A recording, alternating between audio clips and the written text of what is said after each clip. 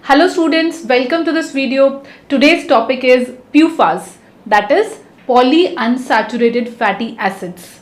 So they are called polyunsaturated. Unsaturated means double bonds. So they have two or more than two double bonds. As they cannot be synthesized in body, so they are called essential fatty acids, EFAs also, right? PUFAs are divided into two categories, that is omega-3 category and omega-6 category. The precursor of omega-3 category is alpha-linolenic acid. Alpha-linolenic, it is 18 carbon and 3 double bonds. Okay. Then the precursor or prototype of omega-6 category is linoleic acid. Linoleic acid is also 18 carbon, but it has 2 double bonds, right? Linolenic has 3 double bonds. Now the precursor is alpha-linolenic. It can make the other 2 fatty acids of omega-3 category. Precursor means it is required in diet.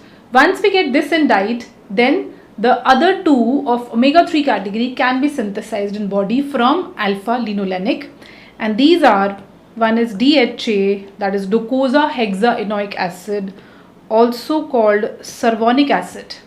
Health drinks are fortified with this important fatty acid like Horlicks, Bonvita, and breast milk, mother's milk always contain this DHA fatty acid because it is required for brain development of the child, right? Another one is eicosapentaenoic acid, also called timnodonic acid, right? Then linoleic acid is precursor of omega-6 category. It can make the other 2 of omega-6 category, that is gamma-linolenic.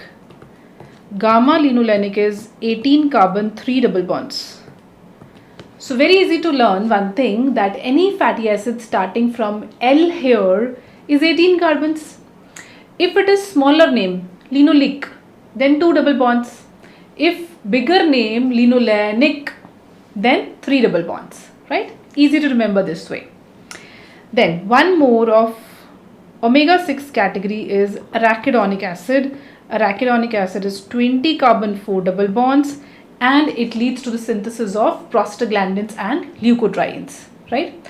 If question is asked which are cardioprotective PUFAs, then omega-3 are cardioprotective. If question is asked which is most essential PUFA, then it is linoleic acid because it makes arachidonic acid and it makes prostaglandins, right? So this is it with this video.